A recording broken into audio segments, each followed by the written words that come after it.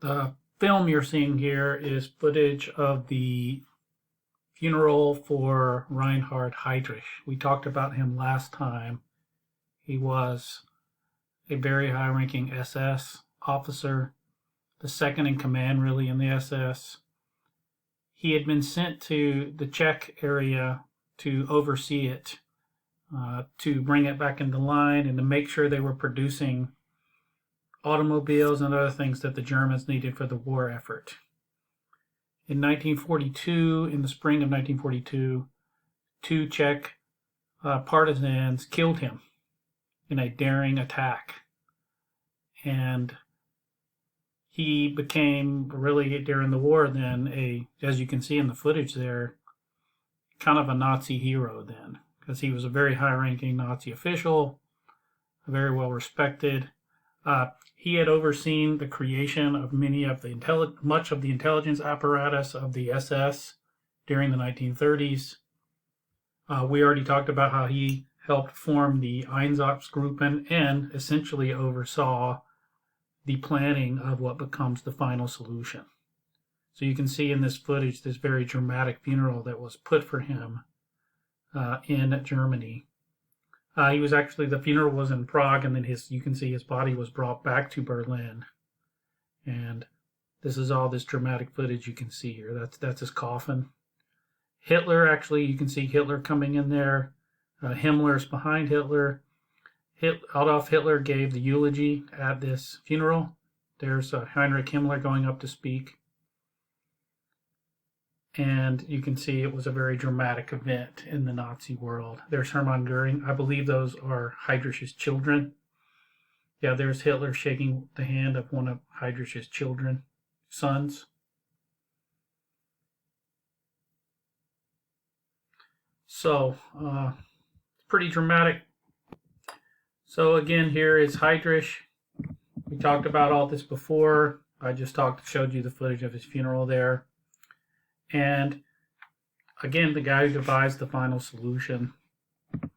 I showed you, this is the slide we ended on last time. So the Einsatzgruppen that Heydrich helped create were first active after the occupation of Poland by the Germans. Their job was to hunt down and get rid of, in different ways, people who they thought would be opposed to the German regime in any way.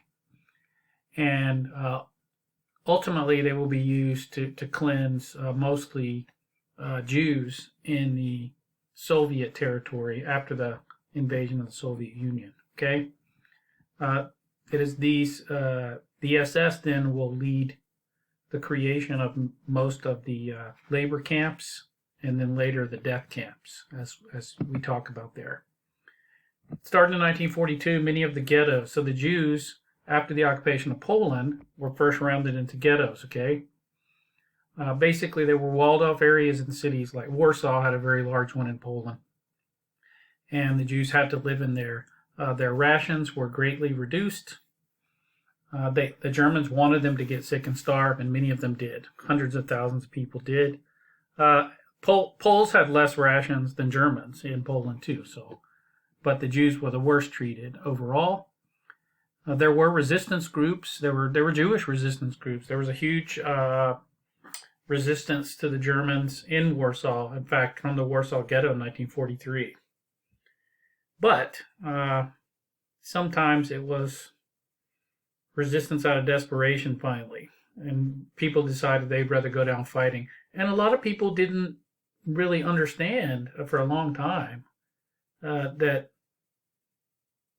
the German government's goal ultimately was to eliminate them. Okay, that's another thing to remember. So when they liquidate these ghettos, they obviously kill a lot of people and then start shipping people either to slave labor camps or directly to death camps. This operation that started in 1942 was actually called Operation Reinhardt. It was named in honor of Reinhard Heydrich after his death. So they considered that an honor, right?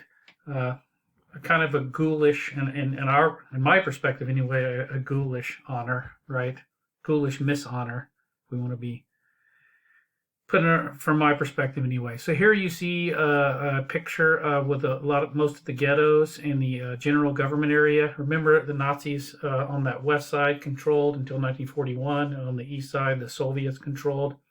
Let me say something about the Soviets really quick. While we would not pin the Holocaust on the Soviets, the Soviet government did not seek to eliminate all the Jews. We know the Soviet government did a lot of bad things to other people, including some Jews, by the way. They just didn't do it out of necessarily a racial animus in the same way. The Soviet government did carry out many atrocities in Poland in the eastern section during this period. There was a massacre of thousands of Polish officers who had been captured by the Soviets. I don't know the exact number, but thousands of them were murdered in the Katyn Forest massacre in 1940. That was officially denied by all allies, including the United States, during the war. But that's simply a fact that we know today. We've known that fact for a long time. The Soviets also deported many Poles from this area and other peoples who lived in the Baltic states to gulags and to Siberia. So Stalin did the same policy here that he did earlier that we talked about under collectivization. So, while that's not the Holocaust, I don't want to say those two things were the same thing. They weren't. I do want you to see that there were a lot of things going on. Read particularly the book by Timothy Snyder called Bloodlands, if you're interested in this. He goes into great detail and compares and contrasts the Soviet with the Nazi regime. So the final solution, of course, you have the invasion of the Soviet Union in June of 1941. I'm amazed that they got photographs like this or why they took these photographs, but they did. There were 4 main Einsatzgruppen, basically A through D, and they were active throughout the occupied Soviet territory. These troops, these were the groups organized by Reinhard Heydrich. Ultimately, they will massacre a little bit over 2 million Jews and communists in the Soviet territories, and anybody who resisted Nazi occupation in that sense, right? Or even people who were killed simply because there was something that happened and there had to be official retribution by the Nazi occupiers. So this was a big part of what begins as the final solution. As they are doing these actions, though, well, they realize it's difficult. It's not an efficient way to get rid of people, frankly, to put it in very crass terms. And so they meet in January 1942 in Wannsee. Wannsee is a suburb of Berlin. Wannsee is actually a lake, Wannsee, the Wann Lake.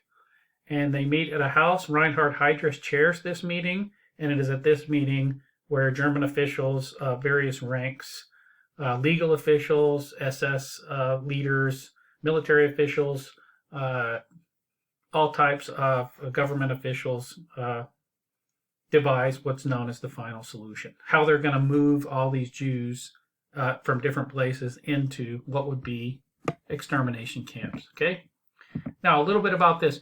The difference between concentration camps and extermination camps, or a death camp could be another word for extermination camp. Concentration camps were essentially prison camps, right? Concentration camps existed, and that the name concentration was the word they used, Konzentrationslager. Basically a prison camp where you concentrate people, you detain them. Now, that didn't mean people weren't killed there. Obviously they were, but a concentration camp was not specifically an extermination camp. That's something important to remember. Extermination camps or death camps were camps that were either converted from concentration camps or created to be specifically places where mass murder was to take place in an efficient, I'll put efficient in quotes, but that was their goal, efficient mass murder. Okay? Look at this map. You can see the German advance in the western part of the Soviet Union, right? We talked about this in the war earlier. All these little dots represent places where there were massacre sites, mostly of Jewish peoples. Okay? Some of the bigger ones were the Einsatzgruppen were headquartered, see in Kiev, which today would be the capital of Ukraine, Smolensk in the north. Boy, I'm not even going to try to say that one. And so there you go. You have these groups, headquarters in these different places. And then in the south here, in Crimea. So there was a major massacre in Babi Yar. That's an infamous, a very well-known one. And a number of other ones up here in Riga or in the Baltic states too. But you can see these were all carried out by SS groups or other people who assisted them.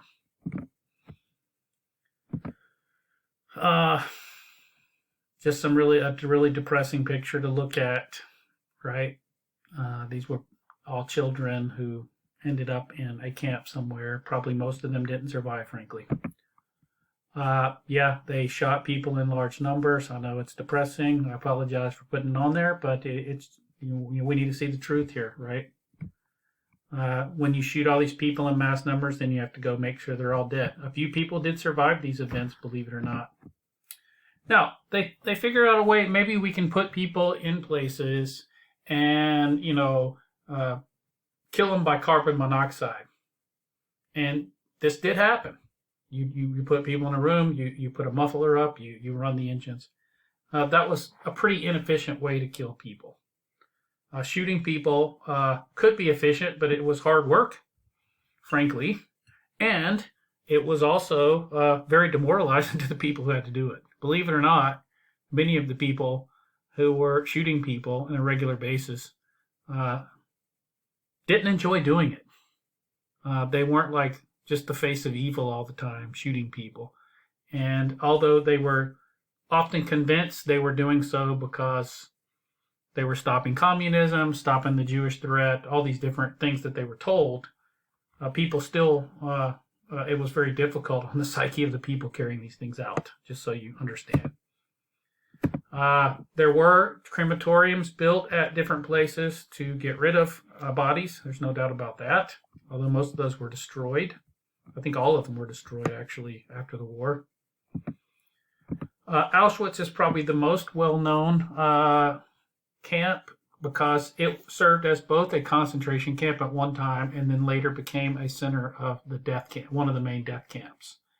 And it has the very significant phrase, Arbeit macht frei, work makes you free. There were gulags in the Soviet Union who had similar titles over them. Now, look at this map. You see a network of concentration camps throughout the German-controlled areas, right?